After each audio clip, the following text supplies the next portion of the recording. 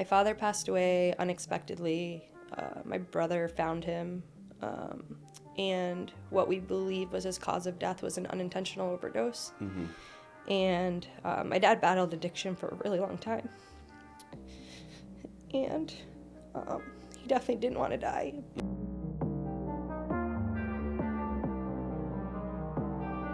Welcome to the Tested and Twisted podcast. I'm your host. My name is Chase Shaw, and today we have Victoria. How are you, Victoria? I'm doing great. Thank you for having me. Of course. We had a long conversation before this, so I feel like I know at least 10% of some of the stuff you've been through, I would hope. Yeah, you know a lot. You know a lot. How was your journey over here today? It was good. And, it's funny that I'm finally here because I don't remember, maybe 6 months ago, we had talked on Facebook or Instagram or something, and at that point, I was in a really bad time in my life, and I thought I was ready to come on and do this podcast, and I think I ghosted you like a few times and felt really bad about that, but I just wasn't in a good place, and so now I'm in a good place, and so here I am. You know what's crazy about that is at that point, I was reaching out to so many people that if you would have never mentioned that you ghosted me, I would have just been like, maybe I just didn't reply to her. Oh, that's cool. All right, we'll just go with that. You flaked on me. It's my fault. Perfect.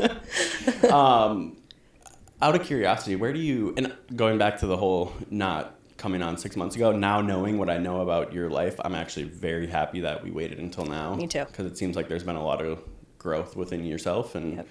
I think we'd have a better conversation now. 100%. So that's good. Yeah. Where do you live? So I don't need the address. We used to live in Fort Myers. Loved living in Fort Myers, and we moved about 8 months ago into my parents' home in North Naples. Okay. So that's where we are now. You said it was like roughly like an hour, and I'm like, where the hell is she coming from? Well, so I realized that it's because there was an accident on 75. Was there another plane crash on there? No, there wasn't another plane crash, thank God. But there was accidents going both ways on 75. So yeah, it took me a long time, and it should have taken me like maybe 25 minutes. Yeah. But I made it. I was like, is she like coming from like deep Cape Coral or something? I'm like, now I feel bad. No. It was all good. For the people who don't know, I never know which camera to look at. For the people who don't know, there was a plane accident, like just randomly it was in Naples, right? Yeah. A plane just a few miles from our house hit the highway. Crazy. Yeah, unbelievable. Really sad. Yeah. Really sad, and probably really insane to have witnessed that. Like, insane. Being driving and seeing a plane come, right? Like, what the fuck? It's like, is this Armageddon? I know. We were talking about, like, have you seen all the shit going on with Boeing lately? No. So, like, there's, like, this whole thing with Boeing. We probably shouldn't talk about it. I'm going to get killed. Stop. I don't want to get killed. I have children I need to be alive for, Chase. So, there's this whole thing with Boeing going on right now where all their planes are, like, having these defects, and there's planes crashing all over the place. You're good. And there was one that happened not too long ago where the plane took off and then the tire came off the plane and hit a bunch of cars. And it's like, Emma and I were talking about, imagine just you're going about your day, and this makes you realize how little control you have over your own life. Yep.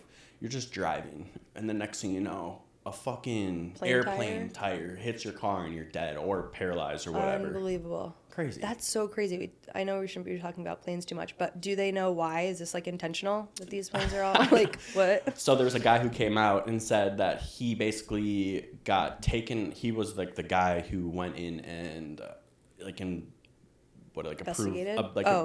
the planes before they got put on the tarmac officially. Whatever that is called. Yep. And he said that he found too many defects on the plane that he was investigating or whatever, and they took him off the project. And then they put other people on there, and then when they came back, they found less defects on the plane, and they got promoted. So it was like, that's weird. Please don't kill us, Boeing, if you're listening. And this is all coming off TikTok, so it's like, well, TikTok, they're gonna ban TikTok. It sounds like maybe, right. Yeah. And it's like if they're banning it, obviously there's a reason. They're scared of something. Yep, for sure. So. All right, back to you.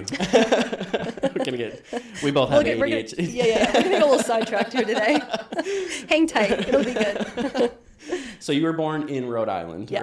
Right? Where in Rhode Island? I was born in Westerly, Rhode Island, which is a super small town on the border of Connecticut, and lived there for 14 years and moved to Naples, Florida in 2007.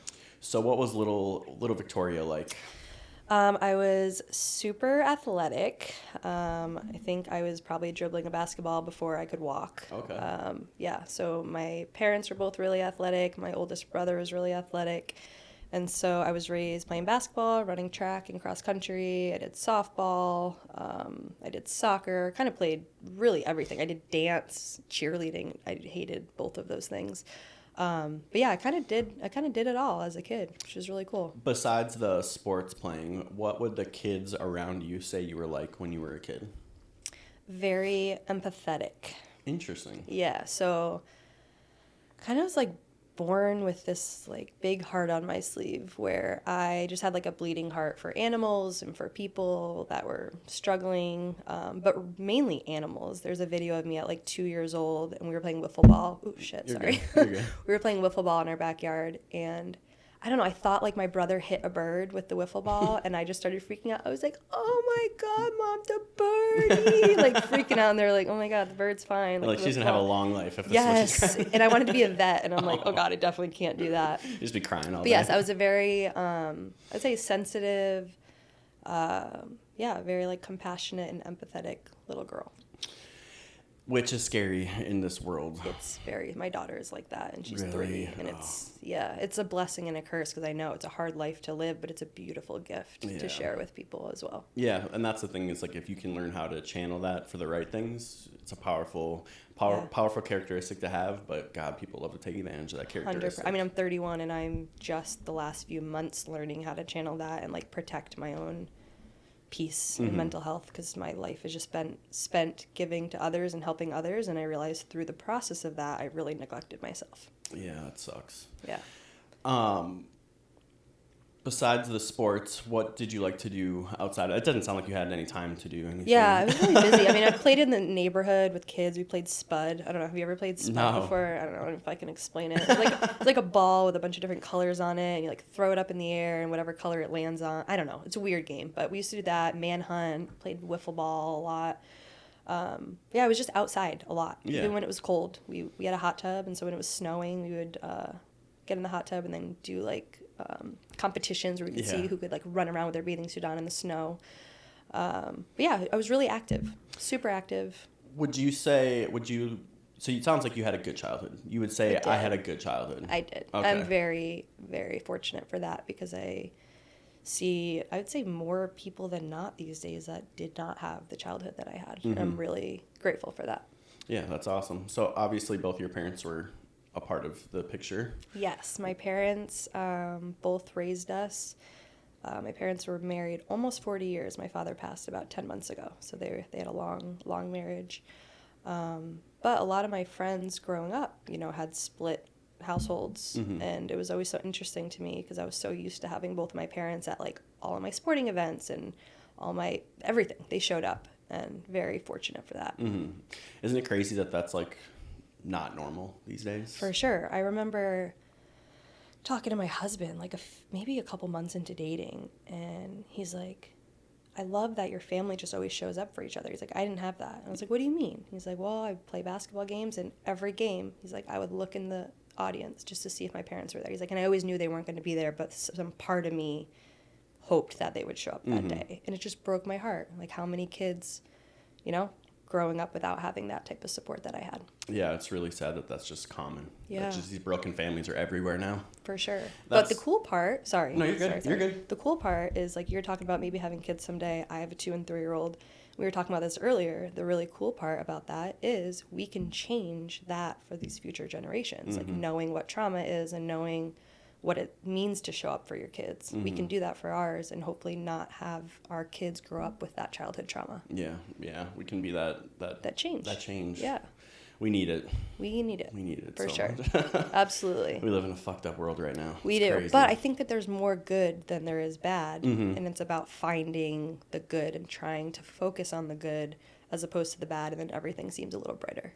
Yeah, I think that is one of the biggest issues that we have right now in just media in general and the things that we consume is that everything seems to be negative because that's what catches the attention. That's what gets the heart rate going, and so that's what people put out. Gets clicks. Yeah. Right? These companies are making money when they put out trash. Yeah. I think I listened to a podcast, Mindset Mentor, and it talked about like that he stopped watching the news. He's like, I can't control what's coming out on the news. If it's something huge, I'll know about it. But he like stopped following news stations. He stopped putting on the news, and like how his life changed. And so my husband and I recently did the same thing, where we no longer put the news on in the morning. Instead, we put on like a meditation or like healing frequency on YouTube. That's what we listen to in the morning. And it just really grounds us. And we're not starting our day with like shit, right? Or feeling like scared of the world and scared of the day. It's like, so we've seen a big shift in ourselves since we've stopped allowing ourselves to watch. Have you noticed, well, I guess I should ask, when did you start this like change, this, starting the higher frequency lifestyle? Yeah. So my father passed away April 27th, 2023. Crazy, actually, coming up on a year. And this is actually something that our family hasn't shared with anybody. And I think maybe this is a good time to share a little bit about that. I'll probably get emotional, but I'm hoping that I won't. That's all right. We cry a lot on this yeah, podcast. Yeah, I know. I cry pretty much every episode. Okay, cool. If I cry, it's okay. So, my father passed away unexpectedly. My brother found him, and what we believe was his cause of death was an unintentional overdose. And my dad battled addiction for a really long time. And he definitely didn't want to die, but he had relapsed the week before. And we're pretty sure that he got meds that weren't the meds that he was thinking. And so learning that, actually, when we showed up at the house that night, we were told that he died of a heart attack, and he did have heart issues, so it could have been a heart attack, but we think that it was just the perfect storm, maybe the meds and having heart issues. Sorry to stop you. I just want to grab you tissues. Yeah. That is one thing so that we don't have. I don't know why. And I normally never wear makeup, but I did today. No.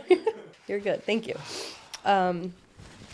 Anyways, so finding that out that night, he was actually going to be getting help the following day. My brother Tim was getting him help. And he died, obviously, before that help came. And so learning kind of, still I'm trying to learn more about my dad's life and what got him to where he was. And learn through that process, like, I don't have the addictive personality. I'm very fortunate. I think it skipped our generation. My brothers and I, we don't have that. But You're now so lucky. I worry a little bit about our kids, of course. And yes, I know I'm lucky for that. Just to jump in really quick. Yeah. Sorry, I know No, you're on a roll right now. No, you're good. I feel like a big thing with the whole addiction thing, at least from my experience with all the people that I've seen, I've been in a lot of rehab, a lot of places, a lot of addicts in my life.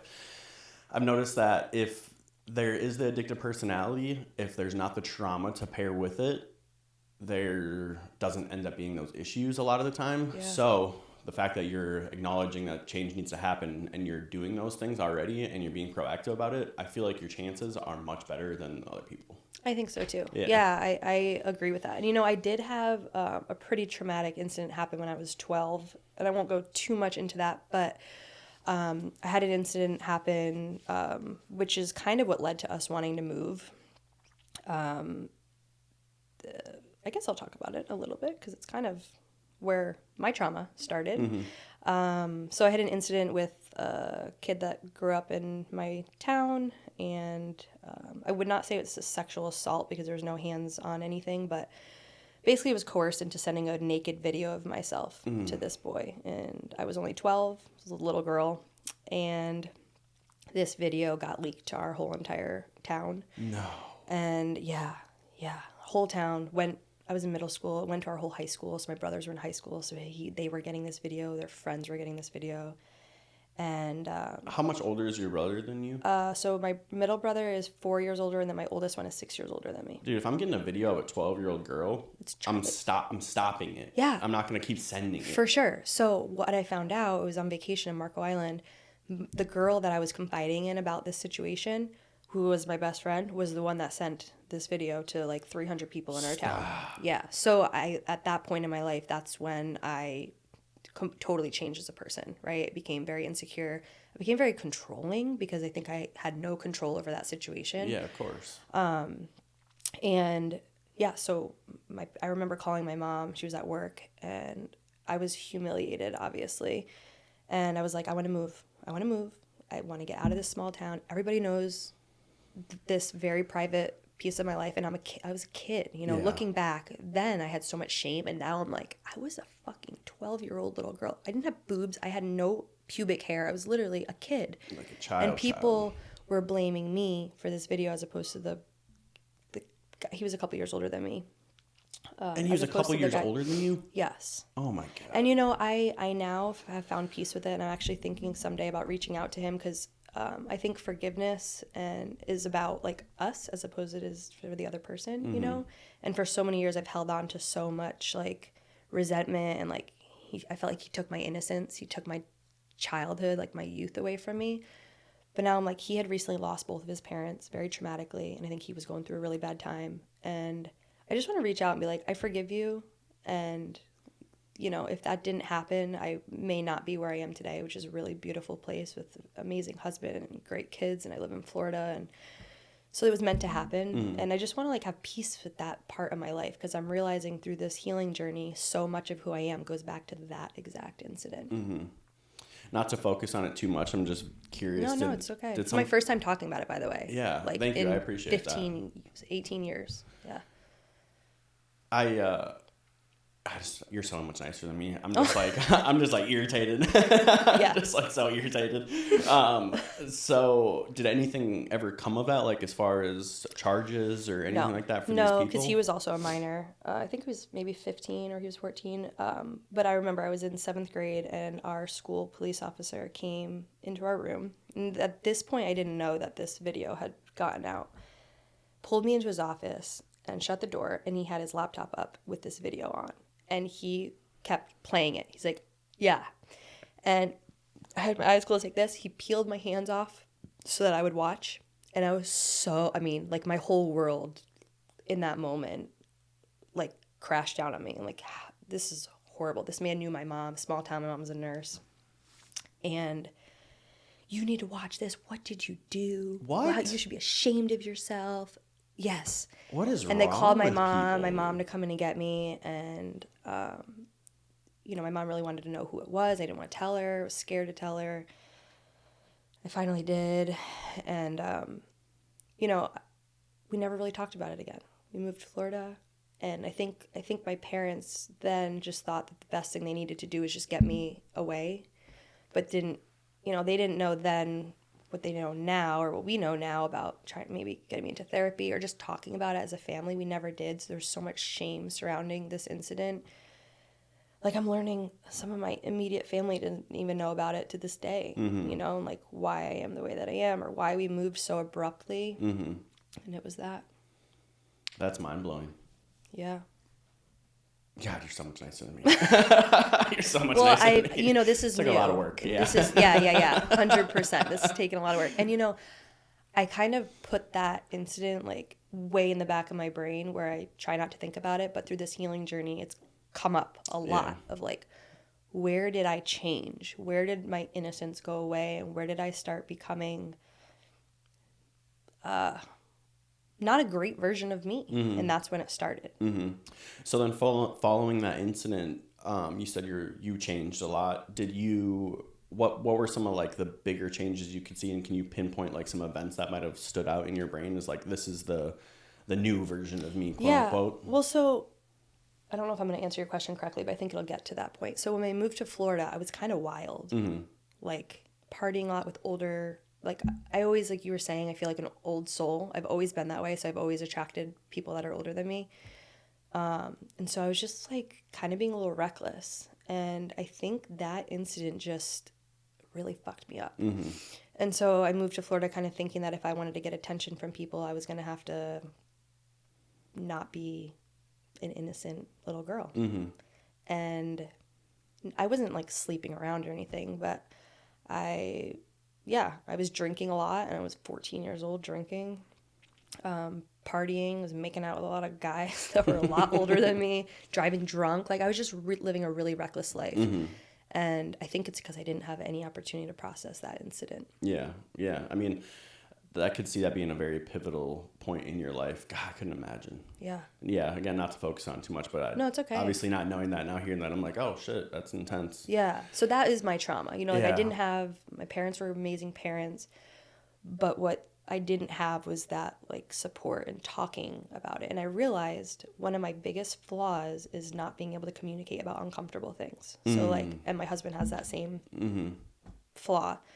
And so we're just now getting better at this. We oftentimes don't talk about the things that are uncomfortable or how we actually feel. And I've gone back and like, that's where it came from. It's like, we never talked about it. So like, it's shameful. We don't talk about things that are uncomfortable. And so I've brought up having a hard time having uncomfortable conversations. So here we are talking about uncomfortable things because I'm changing and it feels good to talk about this stuff. Like I literally feel like a weight just talking about this right now is like coming off of my shoulders.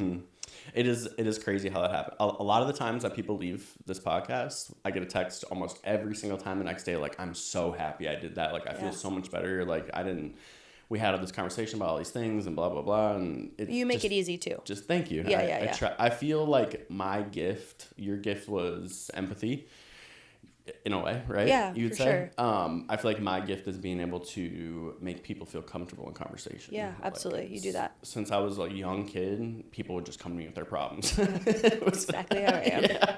You're just like, I'm this 10 years old. Yeah. I don't know and I'm your therapist right now. Yeah. It happens to me too. We go to a park and all these little kids that their parents are stuck on their phone, not paying attention. They always, my husband's like, oh my God, every time these kids come up to me and they want my attention. And you realize like some of these kids aren't getting that. Yeah, you know? It's so sad. I know. It's so sad. Just like looking at somebody and asking them how they are is like, eye contact. A novelty these days. Yeah, for sure. It's crazy. 100%. So, eventually you graduate high school. Yes. So, I ended up doing dual enrollment my senior year of high school. I was just like over school. Never liked school. Never really liked school. I liked it for like the sports aspect. So I did dual enrollment my senior year, graduated, and then I went to FAU in Boca for 1 year, and then I ended up finishing at FGCU, got my bachelor's in social work, and went off into the social work world, and then went back and got my master's, back into the social work world. Damn. Going back to Boca, what was that like over there? Did the wildness continue? No. Okay. So I had a boyfriend at that time who was 9, I think Rich was 9 years older than me. Such a nice, like, we're still really good friends to this day, but he was in Naples, and so I felt really guilty being over there. So I was actually coming home like every weekend.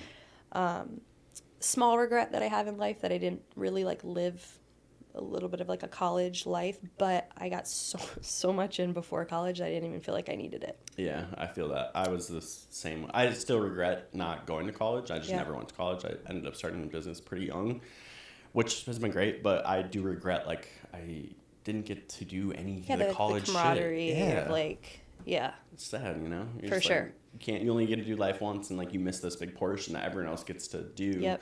And then you look back on it and you're like, damn, I didn't get to do that. So I can understand how you feel where you're like, oh, I spent that year driving, home and to I was see in a this cool guy. place, Yeah. like, you know.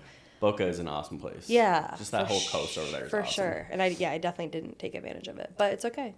So, talking about this, you said Rich? Yeah. So, you were with him from high school through college? I was with him for, I want to say 2.5 years. Okay. We met when I was 17. He was 26. We didn't have sex till I was 18. He literally wouldn't. He was so scared of my dad. He's like, I'm not sleeping with you until you're 18. I'm like, oh my God, okay. And I remember my dad, like, I told him how old he was. I think I lied. I think we told him, my mom and I told him he was like 23. And like, then we met him and he was bald. Nothing against being bald, but my dad's just like, he just thought he was older. And my dad's like, can I see? Oh, wait, no, he was 26. He's like, can I see your driver's license? I know. And Rich was like, yeah, sure. He was so scared to meet my dad. But then they fell in love with him. He's just such a nice guy. He's still such a nice guy. And we've maintained really good friends over the years. Yeah. You know when the dad's asking us the ID? I know. My mom and I were like so scared that he was going to be like, get the fuck out of my house, you old man. Oh, that's hilarious. The breakup, obviously it was amicable and everything was all good? Yeah. Okay. I mean, it was really sad. It was like a devastating breakup. I broke up with him, just wasn't in love with him. He was so in love with me and like ready to like get married and have kids. And I just knew that I loved him. Like I loved him so deeply, but I wasn't in love with him. And I'm like, something's missing. And I deserve to have that, but he deserves more so to have that, to be with somebody who can give him like what he's giving me. And so, yeah, it was a really devastating breakup, but he was the most understanding person. And like I said, we're still very good friends, and just didn't work out. Yeah. How was FGCU? So again, I didn't like live on campus, didn't live the lifestyle that, you know, a lot of kids do at FGCU. There's literally a beach on campus. Like I didn't even go to the beach. I didn't even know there was a beach there. I didn't either until just right now. So yeah, there's a beach. You can go paddleboarding, kayaking. That's cool. It's amazing. There's so an yeah, FGCU I just went frat house across the street. I'm sure. Yeah, there's a lot. I feel like there's a few of them. I did go to here. a frat party there once, not gonna lie. At FGCU? They were like hammered and they're like, come on over. I'm like, did they have housing? At the frat house. At this house. Yeah. Oh, that's cool. The frat house across the street. I'm like this old ass dude at this Oh my god, that's hilarious. It reminded me of like, Neighbors. who's this creep? Yeah. Oh, yeah. Have you ever seen Neighbors when they invite the old guy over? Yes. I was like, that was you. I was drinking beers. Well, this is when I was not clean. I was drinking beers on top of the roof with him. I was like, this amazing. feels good. That is like Neighbors. That's 100% like Neighbors. Never got invited back. They're like, this old man's not coming back. He drank all our beer. Yeah, like, you can't come back, bro. That's too funny. So yeah, FGCU was fine. Yeah. Like I did my schooling there, and I got a good education. I did my bachelor's and my master's there. I didn't know you had your master's. Good for you. Yeah, Very master's impressive. in medical social work. That's awesome. Yep. So what was your first career choice? Okay, so. Or I guess what was your first job out of college? Maybe that's a better question. Yep. I worked in an abused women's shelter. Wow. Yep. I worked the crisis hotline. Okay. So what goes into that job? So basically, anybody that is in some sort of domestic violence relationship or situation, they can call in the hotline. I was like the first person that would answer. And safety plan with them, potentially get them into shelter if that's what they're needing, provide any and all resources that they may need to be able to get safe. Is there any interactions that you had that stand out to you? Yeah, I didn't know much. I did one course in human trafficking, and they say, oh, it happens here, and I just really didn't think that it did. And we had 3 human trafficking victims. And yeah, what really stood out is one of them I worked really, really hard with to get help, and I came back in for my next shift, and she had left in the middle of the night to go back. Really? Yeah. So it was a really humbling job because you put so much into it and really think that you're getting through to these women, and they go back. I think there's a statistic, like it takes 7 times of a woman leaving to actually leave. And what's also interesting is sometimes it's more dangerous to leave than it is to stay. So I would have to really try to figure out like if it was safe for these women to leave, or if it was safer for them to stay for a bit while we plan a safe escape. So I imagine that there's probably some trauma in that for you too, because I can only imagine building these relationships with these people and then, you know. Yeah, most of them had kids. So like that was the hardest part for me.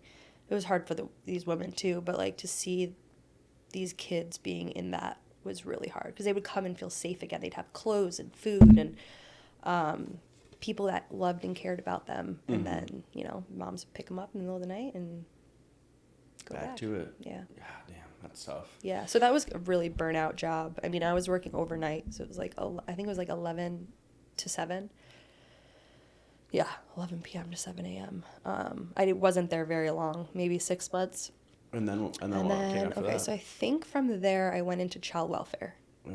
Yeah, so I worked with, yeah. Come on. So I worked, I mean, all noble and great jobs, and obviously thank you for doing those jobs. I guess it comes back to empathy from a kid, right? It's like I knew I wanted to be in a profession that helped people, and I initially wanted to be an occupational therapist and then a speech therapist, and then I was like, I couldn't pass the GRE, which is the test to be able to do those programs. I was a horrible test taker. And so social work, I didn't need the GRE, and I was like, okay, like literally the goal of a social worker is to help people. So I went into social work, and so child welfare. I worked in the reunification unit, so 0 to 5, so ages 0 to 5, kids that had been removed from their parents, and then now they were in, like once kids get reunified with their parents, you have 6 months of the system still being in your life, checking in and all those things, so I was in that unit. But I had a few families where I had to remove the kids even though they were in the reunification unit.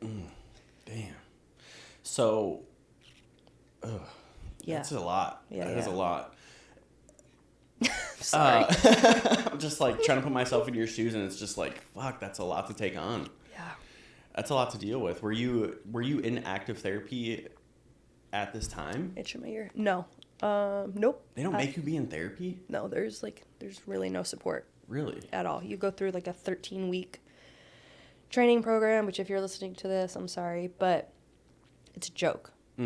It's a joke. They don't teach you at all what the real world of this job looks like. You learn like what physical abuse looks like and what sexual abuse looks like. But you learn about like how to document, but you do not learn about like what this position really entails.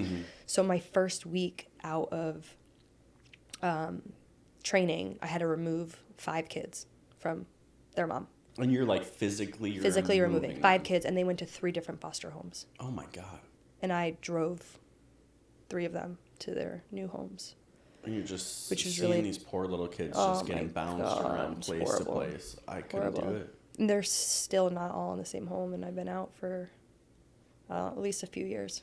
I still keep in contact with some of the foster parents. So in this situation, how do they figure out where they go? So they have like a placements department, and you make a matching tool. So you write like a little bit about the kid or the family, and they send it out to all the foster parents that have openings, and then they write back if they're interested or not. Okay. And then what were the common reasons that you saw that the kids were having to get taken from their homes? Was it mostly drugs? So a couple of them were drugs. This particular one with 5 kids, that was the 3rd time that they had been removed from their mom, and they actually got reunified with their mom after I left. So it was like the 4th time of them being put back in the home. There's a lot of reasons. Mom had like a lot of mental health issues, so the home was just in like filthy conditions. Oftentimes there was physical abuse, there was psychological abuse. There was a lot. These kids just were not safe in her care. When you say unclean conditions, what are we talking? Yeah, so like feces like smeared on the wall, and like feces in their sheets, cockroaches in the bed. Unsafe, right? Yeah. So like we can handle a messy house, right? Like for sure.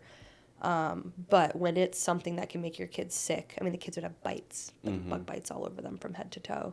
Poor kids. And I'll never forget like she was 4 at the time, and now I have an almost 4-year-old, so it's crazy to think. I remember driving her to her foster home, and she's like, "Miss Victoria, can you be my new mommy?" And I was like, oh, and I would come home. Caleb took a couple pictures of me, like, after my shift home, just, like, hands in my head, like, so done, so devastated.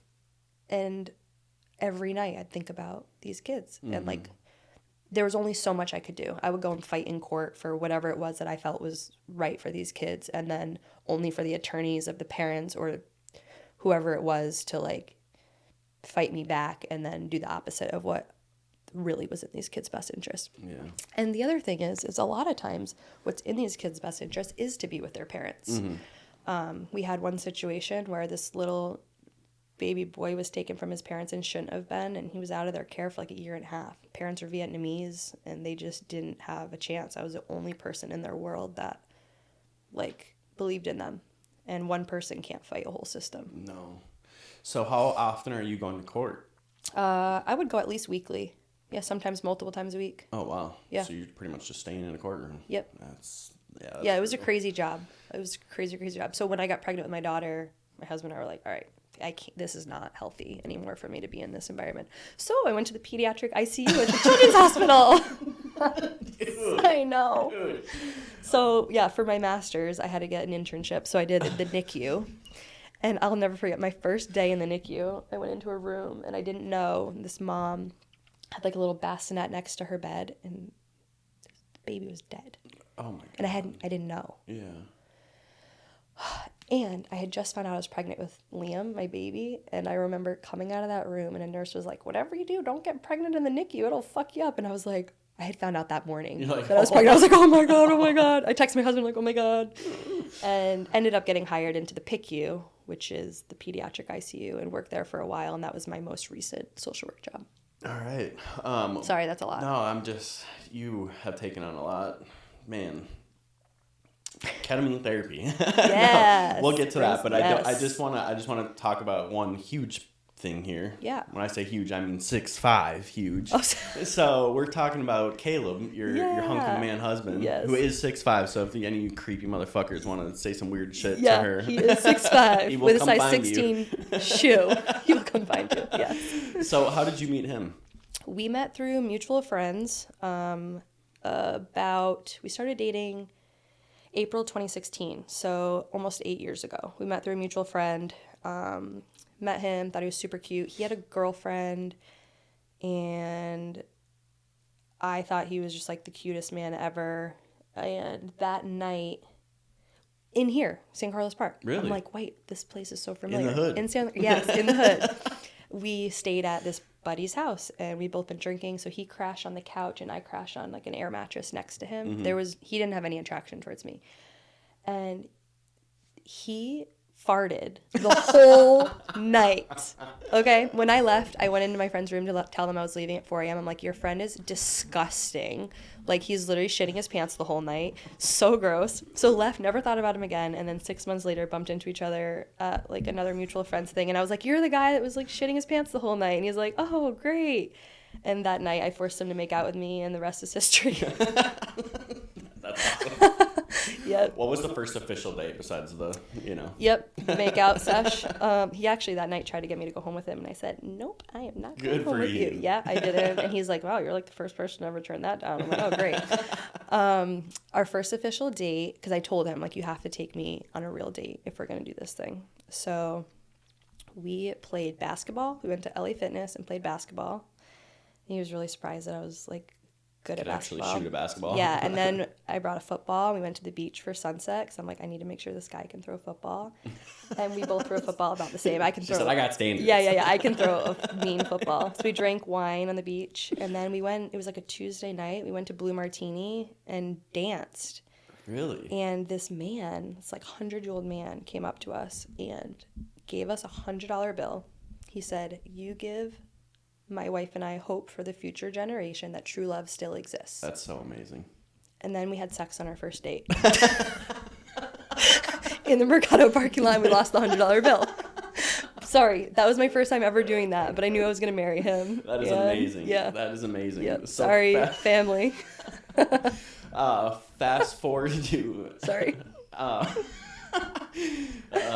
can't get over the he was farting all night thing. That's awesome. Yeah, and he still does that. Oh, that's great. That's great. He sounds like an awesome dude. He is.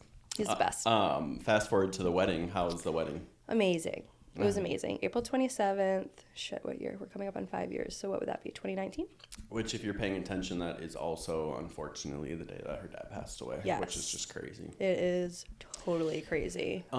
Yes, amazing wedding. What was give us the setting. What's the deal? Yeah, so we got married at the country club that my husband was working at the time. So we got a really good deal. It was beautiful. My dad was actually working there too, called the Colony Golf and Country Club in Bonita by the Hyatt. I don't know if you know where that is. It was like an evening wedding. It was beautiful outside, big waterfall. So we did the whole like wedding. My dad and I took a shot of tequila right before walking down the aisle because we were so nervous. And it was perfect. Danced all night. We had an amazing band. And it was open bar, $9,000 bar tab. Let's just say that. Our family can party hard. Damn. But it was, like some days prior to my dad dying, I'm like, damn, we could have used that money for like a down payment on a house or whatever. But now that we look back, we're like, that was the proudest day of my dad's life. Mm-hmm. And we have videos and photos from that day. And like, we were meant to have a banging wedding, and we did. Mm-hmm. That's awesome. What about the honeymoon? Oh my God. So really good friends of ours gifted us their timeshare in Hawaii. Good shit. So we did 6 nights in Kauai and 6 nights in Maui. Amazing. Best trip of our entire life. That's awesome. We did a lot. We swam with sea turtles. We rode horses in the mountains. We did so much cool stuff. Those are some good friends. Amazing. Rick and Linda, we love you. So was his family there? Yes. Yep. So his biological father and his wife live in Washington State, and that was, I think, my first time meeting them. It was at our wedding, actually. And then his mom and stepdad were there. His mother made a ruckus. Yeah. Which wasn't too much of a surprise. What a treat. But yes, it was quite a hot mess. She was late to the ceremony and on her phone throughout the whole ceremony.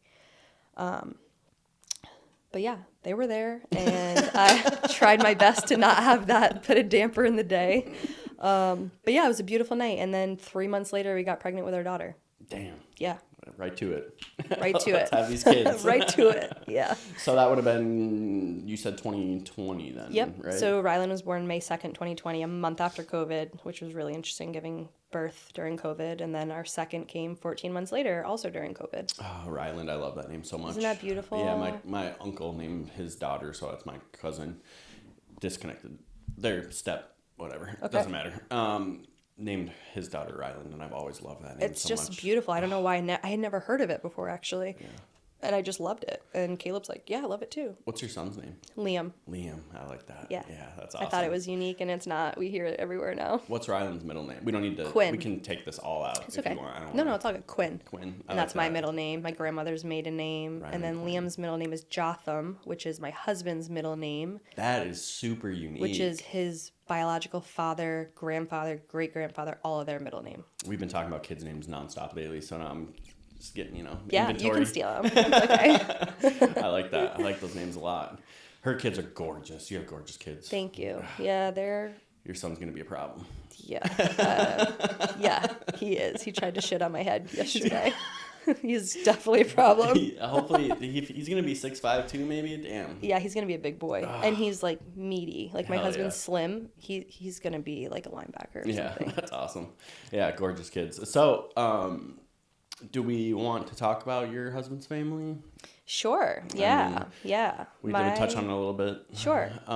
His mom is interesting. Yes. Sounds like. Yeah. So my first time going to Caleb's house when we first started dating was really interesting. I pulled into their driveway and he came out and he looked really like nervous, and he's like, "So I don't think it's a good time to come in and like meet my family." And I was like, "Why?" He's like, he was nervous to tell me, and basically his mom had just relapsed on alcohol that day. Oh, God. And had been like 100 days sober or something like that. Sloppy drunk, probably. Yeah. So I was like, let me come in. Like, no judgment. Maybe I can help. You're like, Maybe with all the shit I've seen the yeah, last exactly. I was like, this years? doesn't scare me, And she was actually, I think she had relapsed like the night before. So she was just really emotional about it. And it was actually a really good visit. I hugged her and she felt really comfortable with me and like safe. So it was actually a really good first meeting. And she really loved me initially for a while. And she's got some serious mental health issues. She's an addict. She's a narcissist. And that's just really gotten worse throughout our relationship. And just not a good mom, not a good grandmother. Really just, I hate to say it, not a good person. Mm-hmm. And Caleb and I really realized that recently. They haven't been in our life since September, and as devastating as it is for my husband, I think he kind of feels like this abandoned child. Our life has been more peaceful without them. Mm-hmm. It's kind of a tough reality, but it's the reality. It's sad when you realize that disconnection is probably the best option. Yeah. You hit this point with these types of people where you realize, like, oh, they're not going to get better because they don't realize that they're a problem. That's exactly... We're the problem. Yeah, you're the them. problem. And it doesn't matter how you spin the situation, they have a narrative, they're going to stick to it. And it's so frustrating because you're just like, I don't care about all this other shit. I just want to find a solution so that we can become normal. Yeah. A normal whatever it is. For normal sure. friendship, normal relationship, normal family, whatever it is. And it just isn't possible. And then you're like, all right, well, I guess we're just going to... Better to not be. Yeah, and that's just it. My husband a month ago, he's like, he's like, the emotional part of me misses them. He's like, but the more logical part of me is like, why would it be any different this time? He's like, just because we're better? Doubt it. Mm-hmm. Like, when we kind of realized, we were talking about this earlier, like, blood is important. But just because you're blood doesn't mean you need to put up with toxic relationships. And toxic is toxic. And we are on this path to really protect our mental health, our energy, like everything. The people we put into our children's lives, like that's everything. And if you're going to be an in and out type of grandparent, like you can stay out. Yeah. Yeah. And that's the other thing is you're not just fighting for yourself anymore.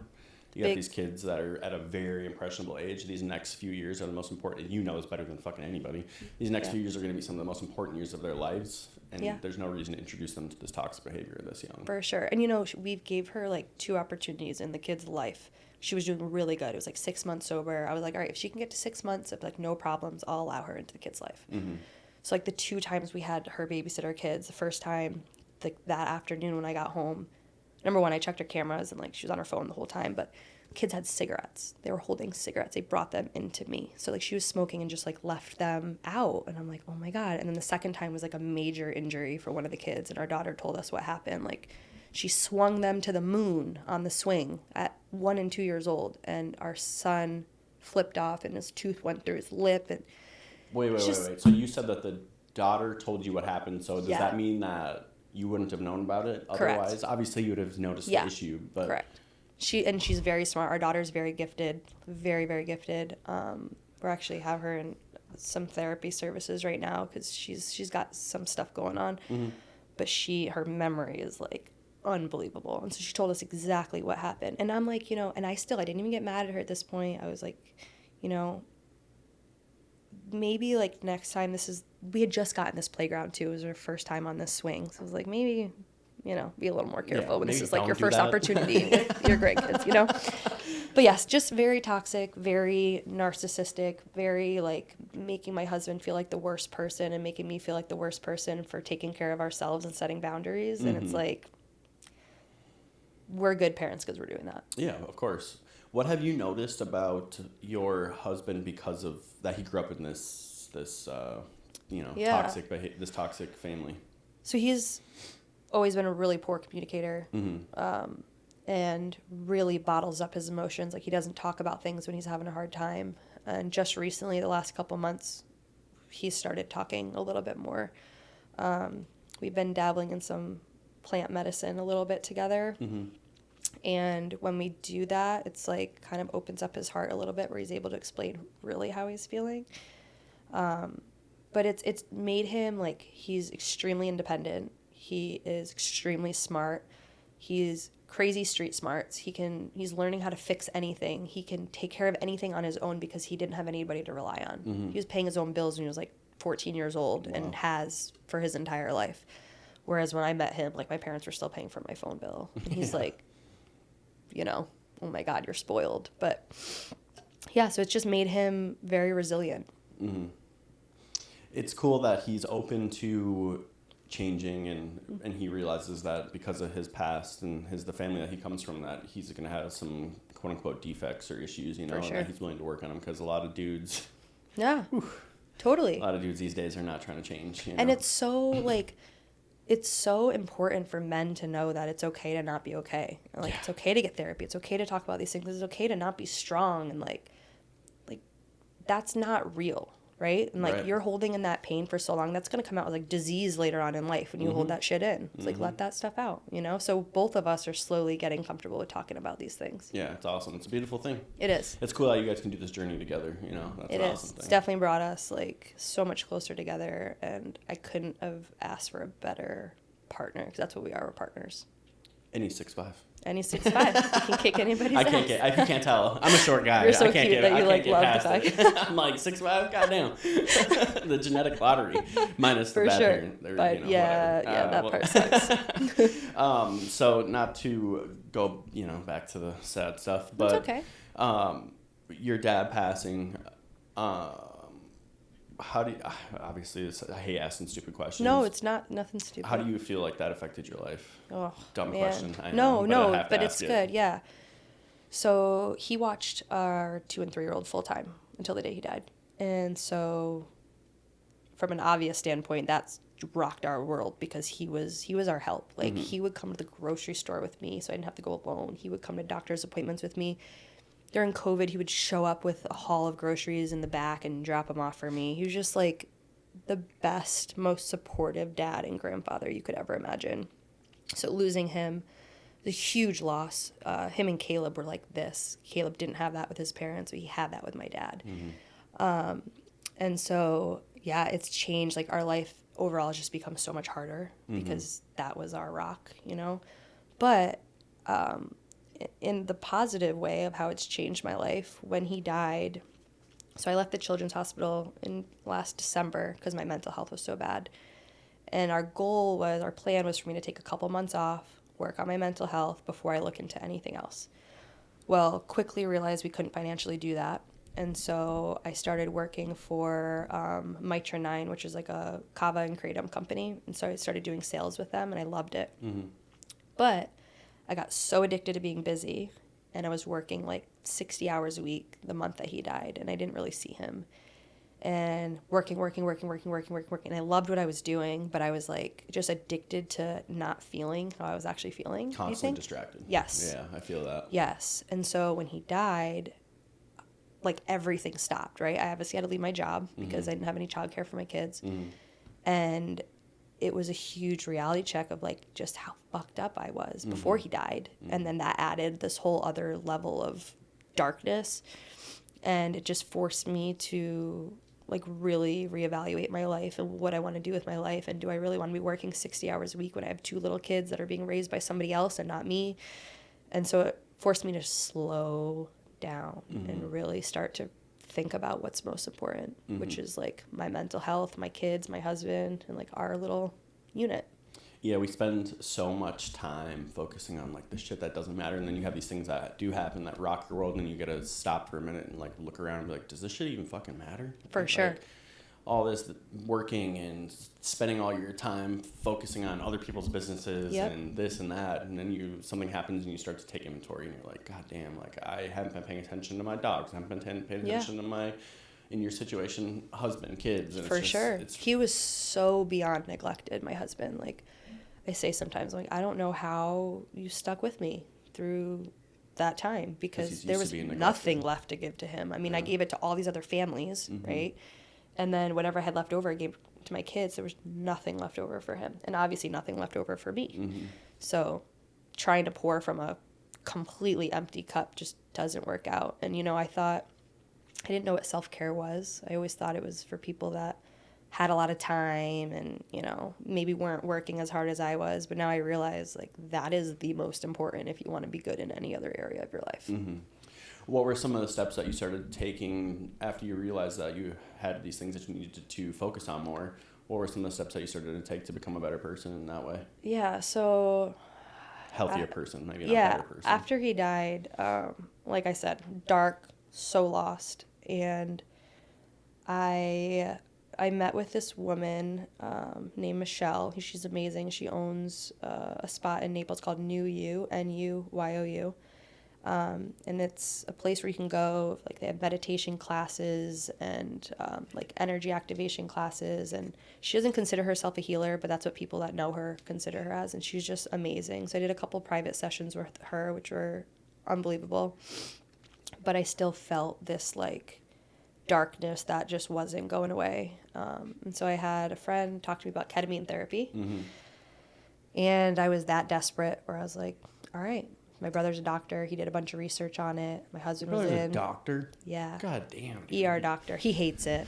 Oh my God. The more I learn about you, I'm just like, you got a crazy ass life. I mean, the fact that you have some amazing parents. Obviously, your dad passed, but like, they've raised some cool ass kids. Thank you. I completely agree. And we're very, very close. My brother was just at our house this morning doing an ice bath.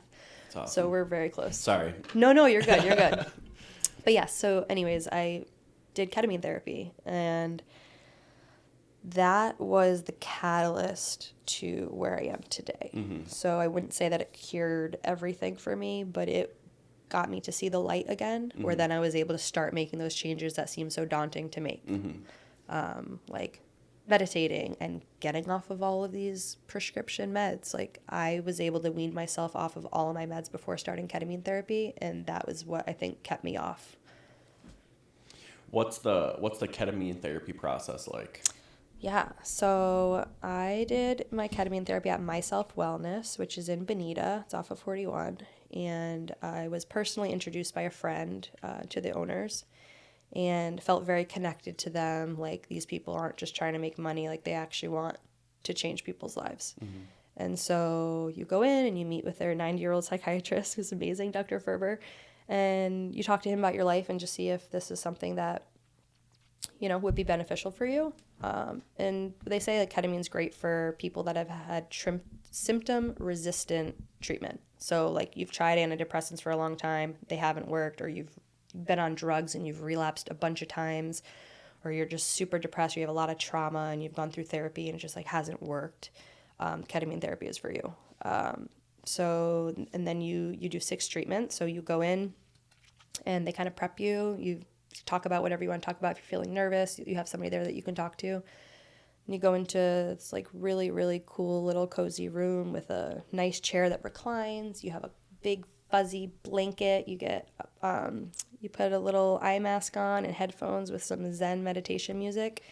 And then their nurse, Justin, comes in and gives you an IV in your arm. And within, like, 45 seconds, you are not there. You completely disassociate for about 45 minutes. And when you come out, you're a little groggy, but you immediately start feeling the effects of the medicine, which for me, my husband and I talk about it. Like I said, it allowed me to see the light again. I lost a little bit of my ego, and I didn't feel that deep, dark depression anymore after my 3rd treatment. You mentioned that you had a hallucination, I guess a visual, that you woke up, or you were coming out of a casket. Yeah. And then after that is when you started to feel like the effects. Yeah, so my 3rd treatment, so a lot of people when they do ketamine therapy, you get a lot of visuals. For me, I didn't have that, but the one visual that I had was waking up out of a coffin, and I was, like, giggling when I came out of it, but I was also kind of terrified. And and so Charles, like, came in. Somebody always comes in to check on you, like, see how how it went. And I was like, that was fucking weird. I just woke up out of a casket. And he's like, I had the same thing. Let's go talk. And so we talked for, like, an hour. And he's like, I actually think this is a beautiful thing. I think this is, like, the death of the old you. Mm-hmm. And you're now going to start seeing big transformation. And I did. Like, after that treatment, I just felt so much lighter, and, like, I could start to do the things that I had been wanting to do.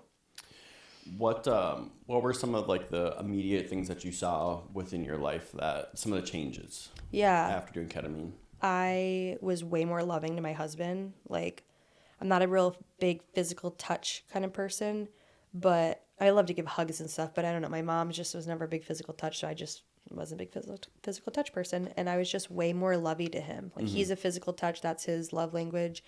And I was just, like, touching him more and, like, telling him I love him and just being way more open. And then less resentment. I had a lot of resentment for my mom and, like, how she was living her life. I just felt like she would just sleep all day, and, like, and I get that she was depressed, but I was trying to actively change my life, and then, like, living with somebody that wasn't doing the same, it was really hard for me. And I just started being kinder and more loving, and she noticed. She didn't know I was doing ketamine therapy, and I was living in her home. And she started telling her family, I noticed this change in Vic. Like, she's really changing. Like, I just see this, like, light in her again. So just everything started changing. I just started feeling, I felt hope for the first time. I'm like, oh my God, I don't have to live this dark life in survival mode for the rest of my life, which I thought that that's how I was going to have to live my life. And I don't have much memory of my kids when they were babies. It just felt like I've been in survival mode for so many years, and I'm now finally able to, like, be present and enjoy my kids. I'm, like, salivating just thinking about how great my life could be if I did ketamine now. Like, this sounds amazing. Just learning about your story and, like, your struggles with addiction and trauma and depression and anxiety and OCD and all those things, like, it will change your life. Yeah, it sounds great. It will change your life. And now your husband, he's thinking about doing it as well? Yeah. So I think probably in the next few months, Caleb will go through his treatments. And for now, like we were going to do it a while ago, and then he started doing ice baths consistently, and that was like enough to get him into like a better place where he's been able to kind of cruise right now. And you kind of have to plan it out because he works a full-time job, so it's like you need to be able to have days where you can not be on call, right? Because you're kind of down for the count that day. So we're just going to plan it out where he's able to take that time for himself. But I know it'll change his life in such a positive way. Yeah, not to focus on him too much because he's not here, and I don't want It's okay. to, have you speaking on his behalf. Even though you are his wife, I guess it's kind of your job in a way. Basically mine. No, just kidding. I did ask him, by the way, if I could share about our life together, so he gave me the green light. Does he do therapy? He hasn't done any of that or anything? He doesn't. Okay. I was just curious. And I'll be honest, like even though I went into life wanting to be a therapist, I've also never done traditional therapy before. Interesting. Is there a reason for that? I think because I did all the schooling for it, like I don't know, like I didn't feel qualified to be a therapist, and I could have been one. And I'm like, I could go see somebody that's also not qualified to be a therapist, So I just felt that I needed to do inner work before I was able to talk to somebody about it. Wow, that's interesting. It is really interesting. So I have taken the tools that I learned in my schooling, kind of like practicing them on myself. But I will say, I don't think traditional therapy is as effective as some of these other modalities, like ketamine therapy or microdosing with psilocybin or microdosing with cannabis. There's so many ways that you can heal without going and sitting and just talking to a therapist. Yeah, I definitely think it's very old school, and I think it's like kind of like a foot in the water. You know? Like, I just want to test the water out and see what this is like. And then I feel like once you kind of start opening up, then it's it's kind of like the ice bath for your husband, where like you start doing therapy and then it's like, okay, now what's next? For sure. Because I'm in therapy right now and I can tell you it's not enough. Yeah, it's definitely absolutely. not enough. It helps. It takes that edge off, but it's not enough. Yeah, and I will say, like, I'm not knocking therapists. I know some amazing therapists who have been doing this for a really long time. And one of my closest friends, her name's Gloria. She lives in Arizona now. She kind of we worked in the PICU together, so we went through a lot of crazy, devastating things together, which that's like a bond. There's nothing like that when you go through those things together. She kind of became my therapist. Like, I would text her when I was feeling really, really dark, and the messages I would get back from her were enough to get me to, like, go to the next day. And so she helped me so much. So I do think it's important to have somebody that loves you and trusts you to talk to. But I just think that there's so many new ways, or in old ways, because a lot of this like psychedelic therapy is from so many years ago, but it's just now coming out more. But there's just so many different ways that I personally feel have been more productive for me. Would you do ketamine therapy again? Yeah, for sure. Okay. So like it's something that you could keep going back to, you say? You can, and you don't need to. But for me, I think I will do a few more treatments at some point. Because there's a few parts of my life that I would like to heal from, that I would go in with that intention. So my intentions when I did it initially were just to like not feel as shitty as I was feeling, but I didn't have like set intention for that. And now I'm in such a different place than when I started my ketamine therapy that I think I would have a different, even more profound experience now. So going into like the intention setting, because I know like with like ibogaine and ayahuasca, like that's like a huge part of it is like they have you set intentions and everything. Did they not do that with the ketamine? They did, but I didn't really like. Yeah. Honestly, I don't think I was ready for ketamine therapy when I did it. I think that I probably needed to heal a little bit more and do some more work on my own before I started it. I still had an amazing experience and it changed my life, but I think it would have changed my life even more if I did it like now, when I've done a lot of the work. Mm-hmm. Is there certain things now that you're on this healing journey and obviously it's working? Thank you. Is there certain things that you are more willing to try now or that you want to try now, like ayahuasca? Yeah, definitely. I definitely want to try ayahuasca. That's probably going to be the next thing that I try. Have you done it? I have not. No, but here it's I just want to. Amazing. Yeah, you have to obviously make sure you're in like the right setting. And I think I'm going to do a mushroom ceremony at some point where you take like high dose of mushrooms. I've done that before, but I'm going to do that again. When you did it before, was this before or after the ketamine therapy? Before. Before. Okay. Was this after your dad died? Yes. Ooh. And I didn't have, so again, I think I probably like jumped into some of this stuff too fast because I was in such a deep dark place. I was so desperate to feel something. I'm like, just give me anything, you know? Yeah, exactly. So now, you know, I do some microdosing, and that really, really helps me a lot. I don't need it, but it definitely helps me a lot. And when I do microdose, especially with psilocybin, you're literally connecting like new neural pathways in your brain. So I start to, like, where I learned my trauma from 12 was from microdosing with psilocybin. Like, it kind of brought me back, like, why am I the way that I am? And I journal through it. So I'll put on meditation music, and I'll like set an intention of where I want to go in my life and like hone in on that. And it allows me to think about things that I can't think about. I think that's where a lot of people taking mushroom, like I think that's where people do it the wrong way.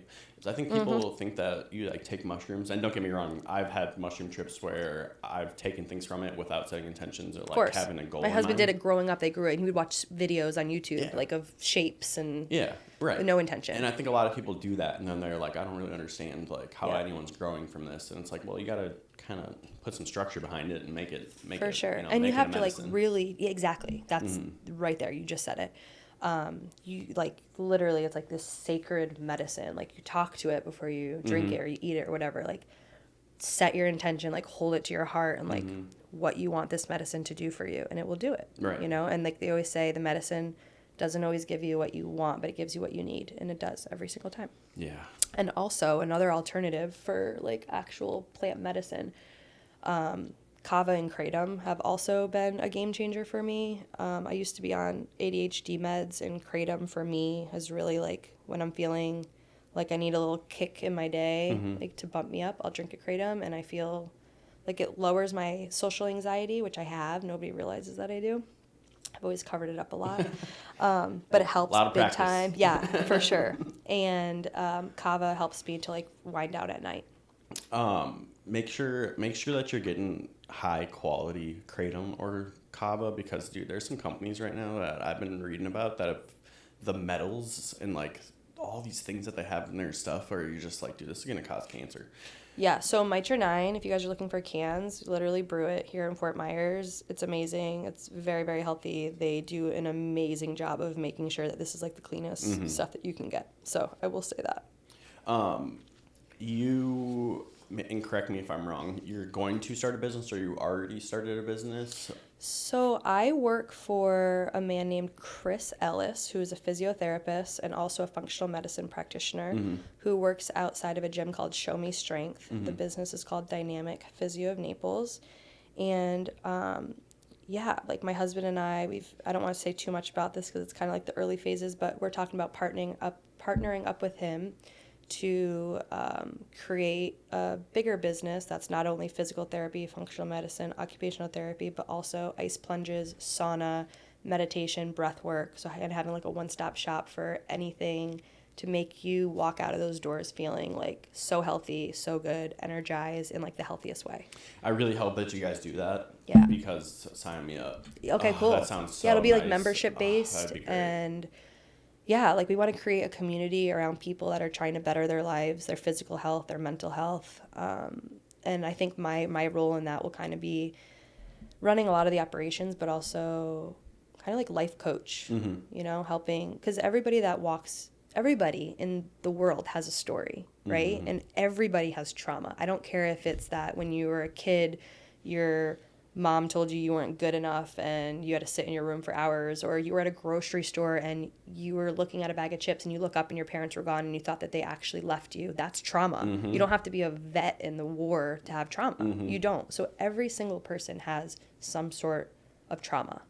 And there are ways now as adults, like there's so many resources now at our fingertips, and it's just learning what works for you, but you can feel better. Like there's ways to feel better, and you don't have to live in that deep, dark place forever. I was listening to a professor, I'm not smart enough to know what the fuck he does, but he's a guy who knows a lot about a lot of shit. And he was talking about how like the threshold for trauma is different for everybody. And when you said the whole thing about the grocery store and whatnot, and it reminded me of his TED talk that he did, and he was saying that the threshold for trauma is different for everybody, and like what people consider trauma is different for everybody. Yep. And like I never really thought about it like that.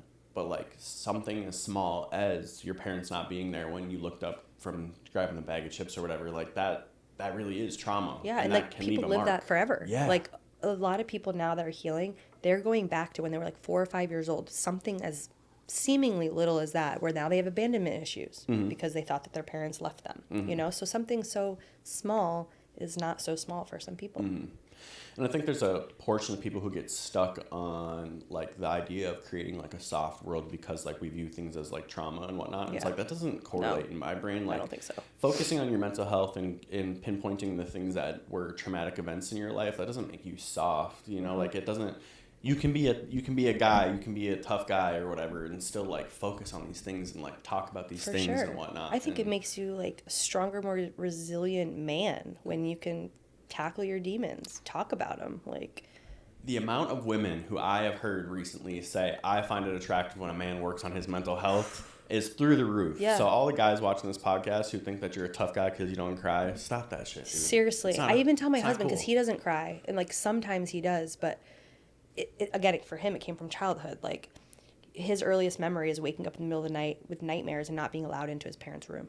And having to put himself back to sleep. So it is so sad. And so now, like, our kids, when they're having nightmares in the night, he's running across the house to them. Yeah, I bet he's a great dad. He's the best. And they say, you know, generational trauma, it's really hard to stop. And, like, he stopped it. And which is so amazing. It is amazing. To witness and to, like, see that that's possible. And you just have to be willing. You have to be willing to say, I am not going to be a product of my parents. I'm not going to be a product of my past or my upbringing. I have the power. Like, you have the power. You cannot rely on anybody else.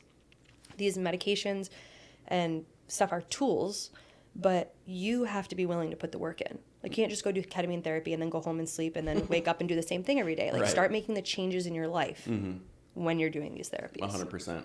I feel like a lot of people do look at situations like ketamine therapy or mushrooms or whatever, like it's going to be the fix it. Yeah. And it's like, it can do a lot of the work, but like you have to also make those changes. You got to do the work, you can't just be doing the same shit every day, like you said. Absolutely. And just to go back really quick on Dynamic Physio of Naples, because I think it's really important that I talk about that because it's a big part of my life now. So Chris, I was a patient of Chris's when I was going to sell my house. I blew out my back and took to Facebook, like, I need help.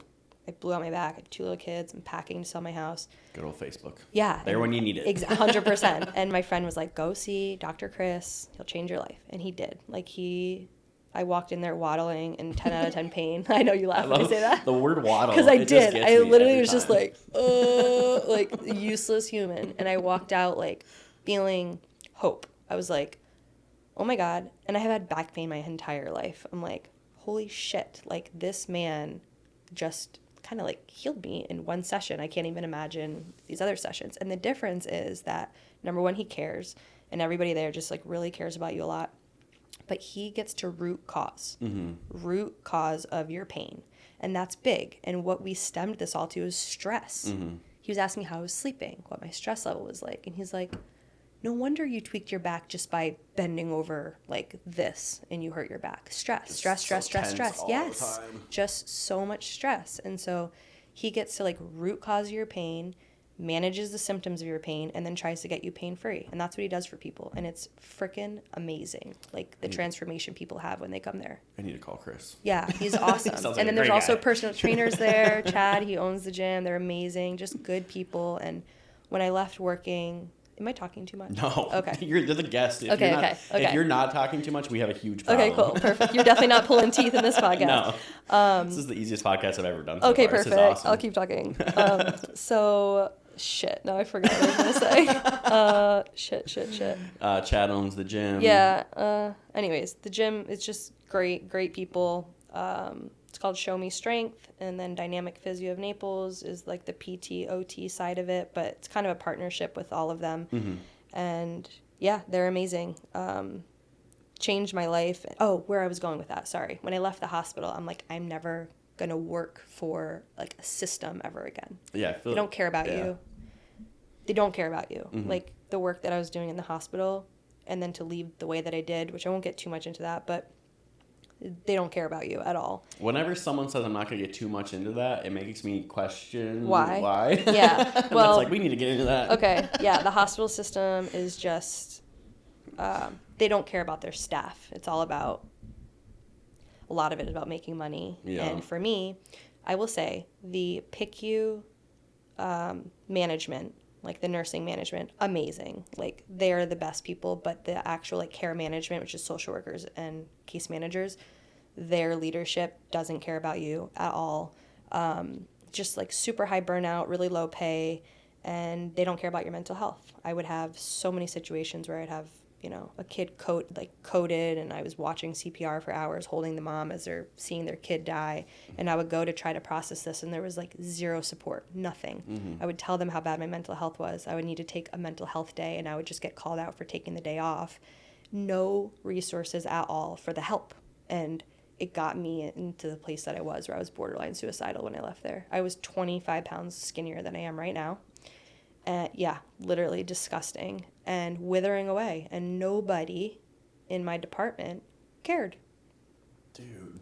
So when I left, I said, I will never do that again. So when I met Chris, and he's like, someday I want you to come work for me. I'm like, all right, this guy I can get down with. Like, this is somebody that cares about people and is such a good heart and is so much like love and compassion for people. I'm like, that's somebody I could work for. And it's the only reason why I'm working for somebody else, because I said I never would.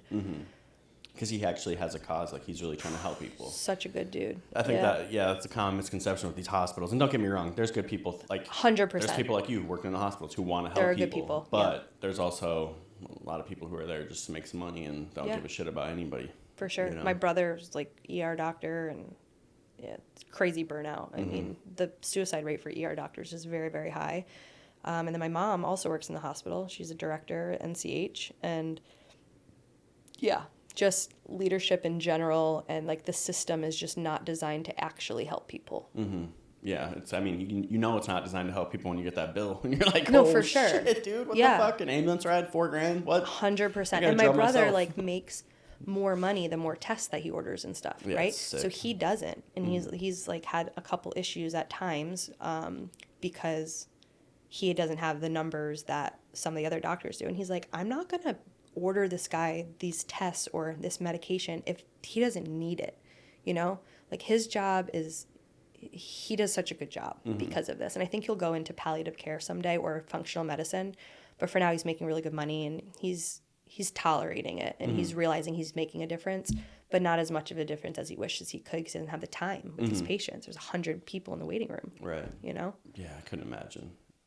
Yeah, it's tough. The irony in the suicide rate being high in ER doctors. Isn't that wild? It's like, I know. goddamn. Ugh. I know. So we really try to, like, this week we did a 7-day ice bath challenge for my work. My husband and I set it up. And so him and his girlfriend, we just finished day 7 this morning all together at the house.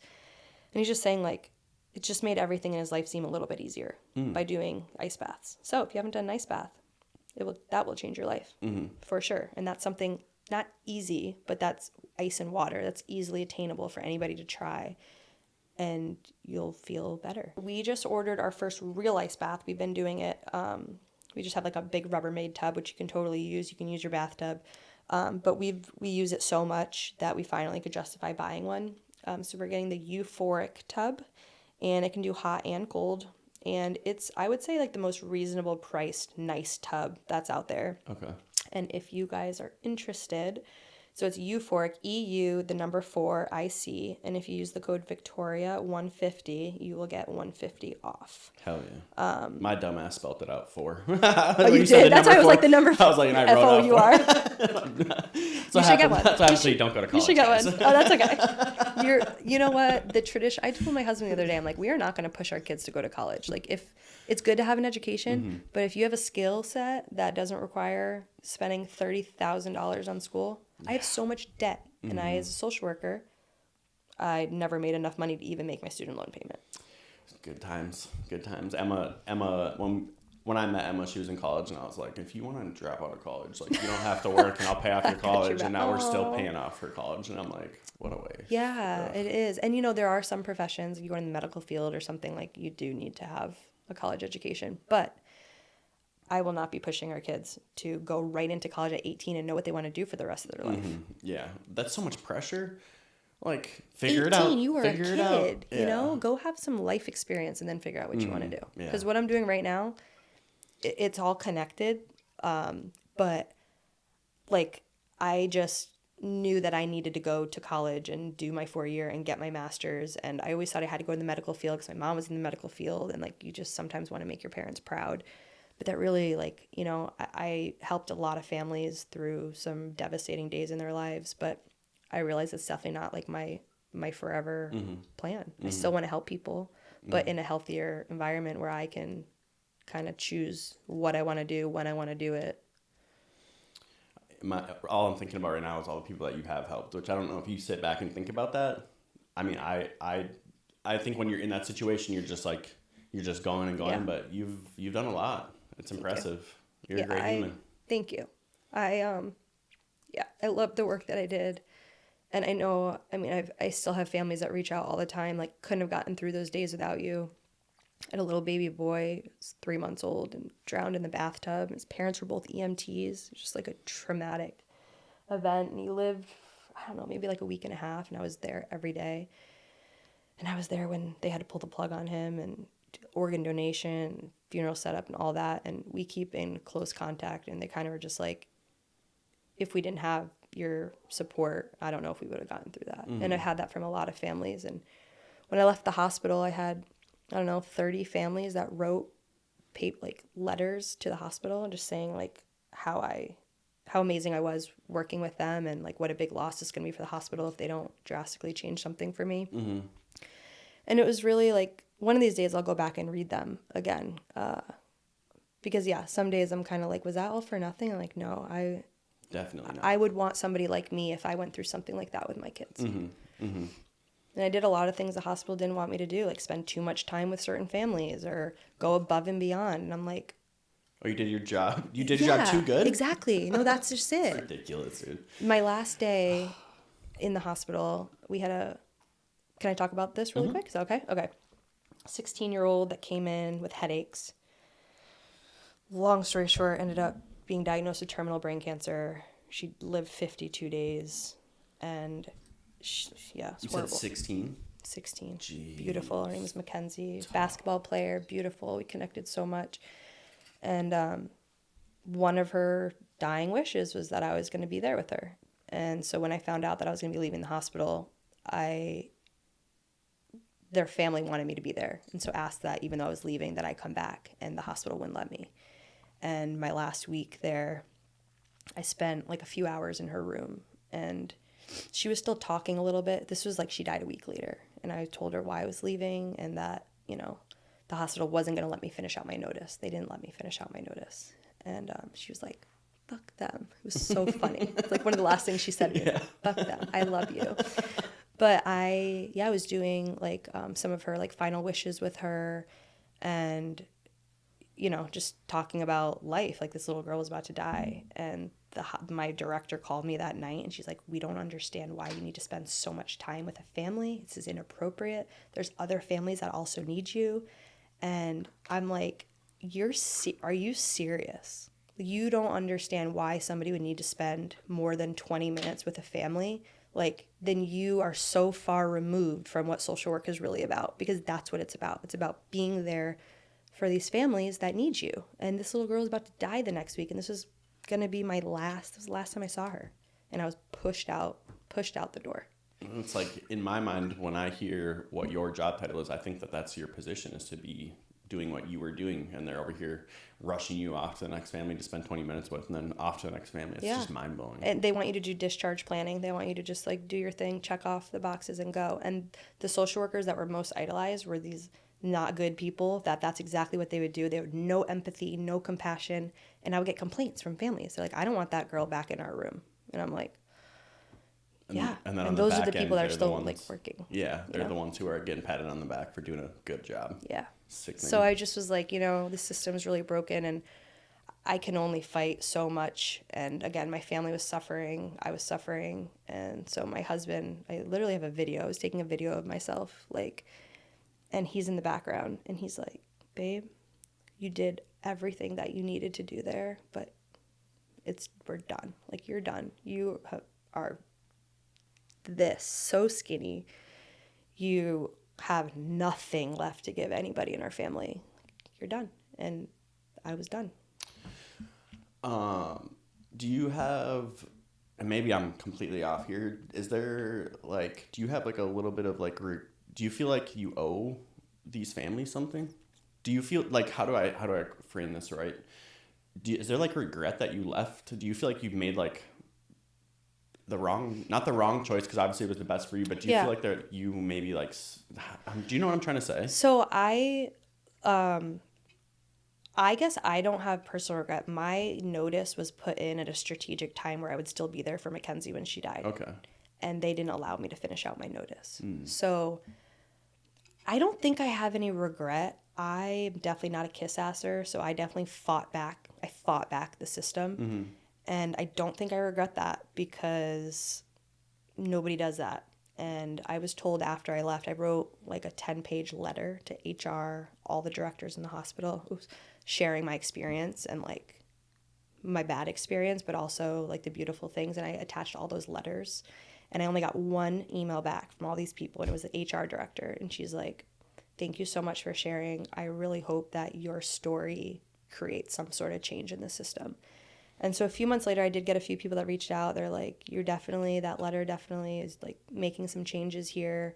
But then I also heard like just the department's still a complete disaster. Yeah. And, Things don't change. Exactly. Yeah. And that's what I was like, I'm fighting a system that I really can't change unless I were to go and work up in high leadership in the hospital. And I just don't have that in me. Yeah, I guess I phrased that question the wrong way. I guess what Sorry. I mean... No, you're good. You answered the question how I put it like a dumbass.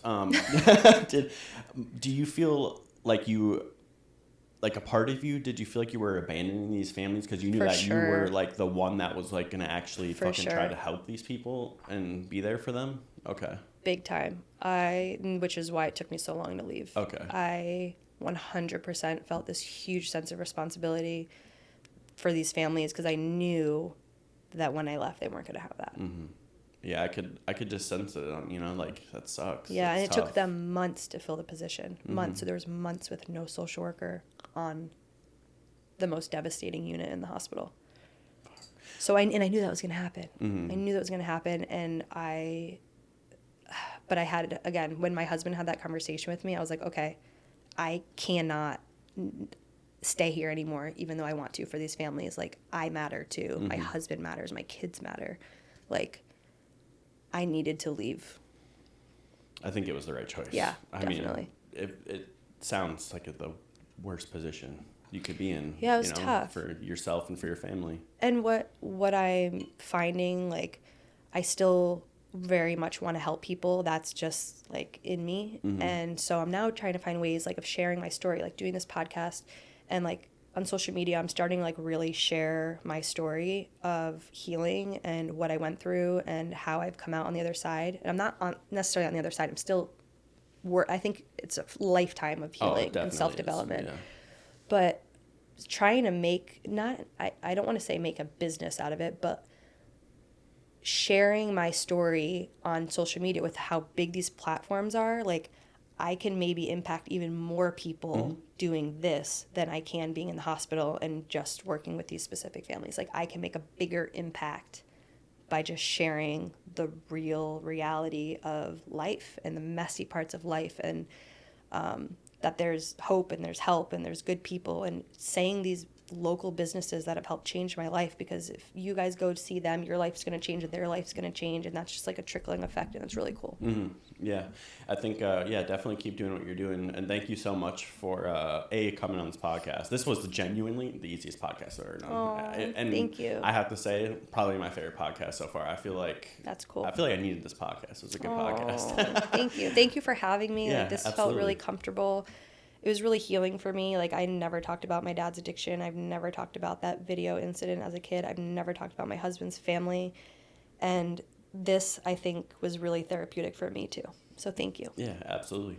I do think that I see a world where you definitely come back on, because I think that there's going to be a lot that you're going to be doing in the future. So And Caleb. And Caleb. Yeah, Caleb should come on. And you got a whole flock of Yeah, I interesting got people you. around you. You can have podcasts for months. Yeah, I know. I'm like, God damn, this is great. We'll get Charles from the K Clinic. We'll get Chris from the gym. Yeah, this is great. This is awesome. So thank you so much for coming on. I appreciate it. If you guys want to reach out to Victoria, I will make it very easy to do that. And again, her husband is 6'5". So don't do no creepy shit. There's some weirdos on the internet. I just like to make that clear. For sure. She is not available for no weirdo shit, so don't even try. All right, guys. Thank you so much for watching. I appreciate you. You know the deal. Like, comment, subscribe, all that good shit. Bye.